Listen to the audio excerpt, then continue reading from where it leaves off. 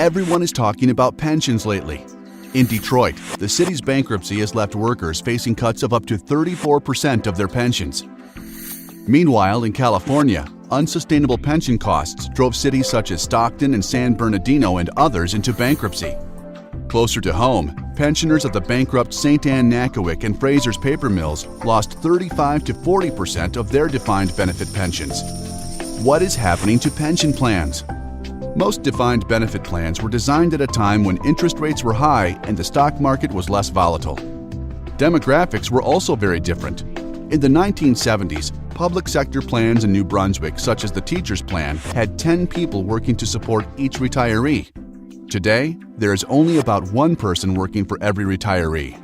Workers are now retired longer. In the 70s, teachers, for example, worked an average of 40 years and were retired for 17. Today, they work on average for 32 years and are retired for 31. This has put great strain on public sector plans and the taxpayers who fund them. That's because when contributions and investment returns are not enough to keep the fund sustainable, special payments are required. A special payment is over and above the province's regular matching pension contributions. For New Brunswick's two biggest public sector plans, special payments have cost almost $2 billion over the past 20 years.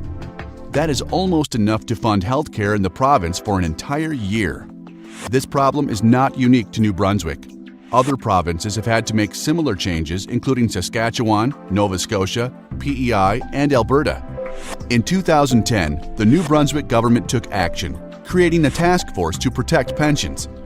They looked at options such as tweaking the existing defined benefit plans or converting the defined contribution plans. None of these options made pensions more sustainable, secure, and affordable for the long haul. So the task force began looking at models around the world. One model, from the Netherlands, has consistently ranked as the top model in the world and has been adopted by many jurisdictions. Jim Leach, former head of the Ontario Teachers Plan, said, "The Dutch approach pensions the same way that Canadians approach hockey." But would the Dutch or shared risk model work in New Brunswick? The task force ran thousands of economic tests on this model. Was it sustainable and secure? Yes. Despite the ups and downs of the market, the plan performed much better than current defined benefit plans. Was it affordable? Yes, because contributions can only vary by a small margin, ensuring that taxpayers would no longer have to make special payments. Finally, was it fair to all generations? Yes, by respecting the pensions that had already been earned, but changing the increases going forward. How does it work? Everyone gives a little for the purpose of maintaining a secure plan, a very Canadian approach. Young workers contribute more and work longer, but in exchange for pension security. They won't have to subsidize benefits for retirees that they could not expect to receive when they retire. Mid-career workers retain the pension benefit they have already earned.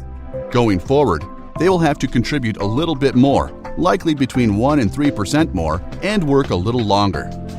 Late career workers, with most of their service banked under the previous rules, might only have to work a few months longer to get the same benefit as before. Retirees will continue to receive some of the best cost of living increases of any plan in Canada, but future increases will be based on the health of the fund and not automatic. In the end, the shared risk model assures everyone a secure pension they can count on.